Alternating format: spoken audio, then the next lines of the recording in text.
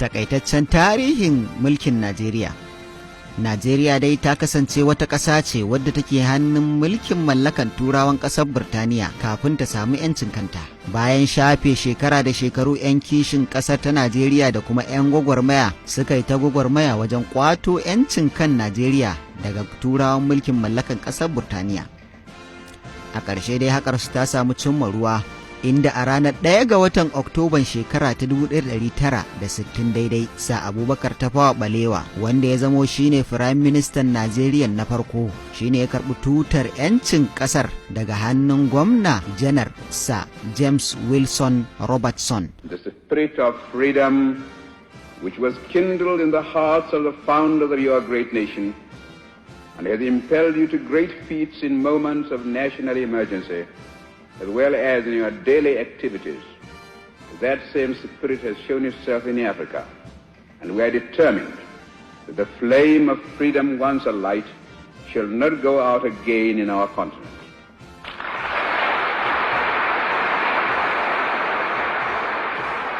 Wanda ya mulki ƙasar ta Najeriya tun daga shekarar 1955 har izuwa shekara ta 1960 daidai. An gudanar da zaben farko a ƙasar ta Najeriya a shekarar 1959, ko da yake jam'iyyu guda biyu ne suka fito takara a wannan lokaci.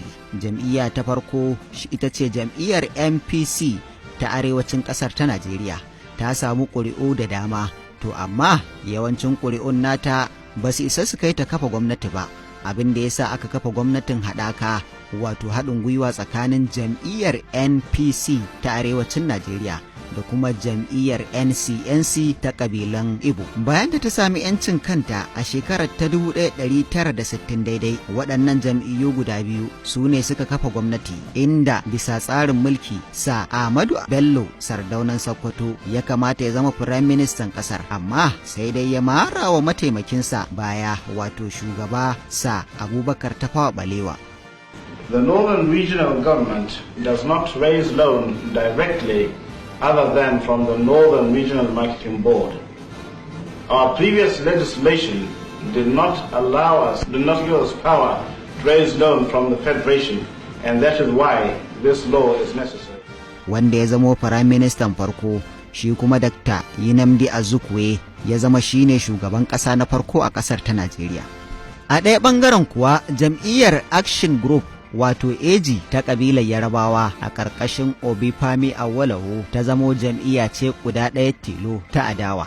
Akwai bambance-bambance sosai na addini da kuma na al'ada tsakanin Hausawa da suke arewacin Najeriya da kuma Igbo da suke gabashin Najeriya da Yarabawa da ke kudancin Najeriya. An yi ta samun rikice-rikicen gwamnatin haɗin gwiwar, wanda ya kai ga rarrabuwar kai tsakanin waɗanda ke rike da madafan iko a gwamnatin. Sai dai kwatsam ranar 1 ga watan Oktoban shekara ta 1963 ne aka samu amincewa da kundin tsarin mulkin ƙasar ta Najeriya, wanda a lokacin ta zama mamba daga cikin ƙasashe renon Ingila, wato Commonwealth a turance.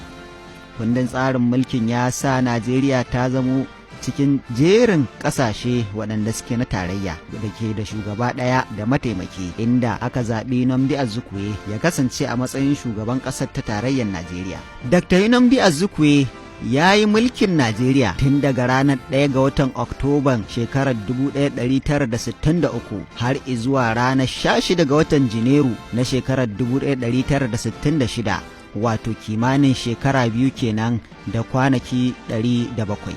Daga bisani aka yi ta samun rikice-rikice a cikin gwamnatin tasa, wanda wannan ta ba da dama aka samu juyin mulki daga gurin sojojin juyin mulki a ƙarƙashin shugaba Manjo Janar Johnson Egwe Eronsi, ya karɓi mulki a hannun Dr. Nnamdi Azikiwe a ranar 16 ga watan Janairun shekara ta 1966 har izuwa ranar 29 ga watan Juli na shekara ta 1966, wato kimanin kwanaki 194 kenan daidai. Daga bisani shugaba Janar Yakubu Gawan ya karɓi mulki tun ranar 1 ga watan Agusta na shekarar 1966 zuwa ranar 29 ga watan Juli na shekarar 1975, wato kimanin shekaru 8 kenan da kwana 362. Daga bisani General Murtala Ramad Muhammad ya karɓi jan ragamar ikon ƙasar tun daga ranar 29 ga watan Juli na shekarar 1975 har izuwa ranar 13 ga watan Fabrairu na shekarar 1976, wato kimanin kwanaki 199 daidai. A wannan rana ne Allah ya masa rasuwa. Daga nan Manjo Janar Olusegun Obasanjo ya karɓi mulki a ranar 13 ga watan Fabrairun shekarar 1976 har izuwa ranar 1 ga watan Oktoban 1979.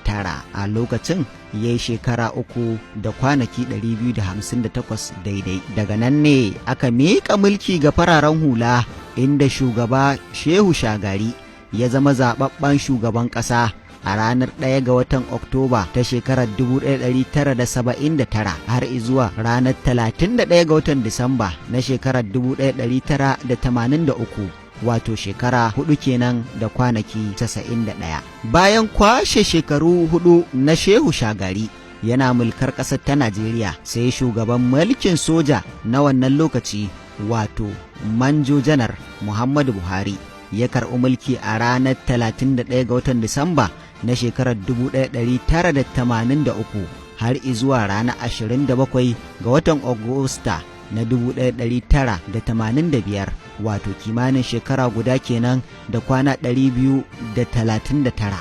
General Ibrahim Badamasi Babangida IBB ya karɓi mulki daga hannun soja Manjo Janar Muhammadu Buhari a ranar 27 ga watan Agusta na shekarar 1985 har izuwa ranar 26 ga watan Agusta na shekarar 1993, wato kimanin shekara 7 kenan da kwanaki 364.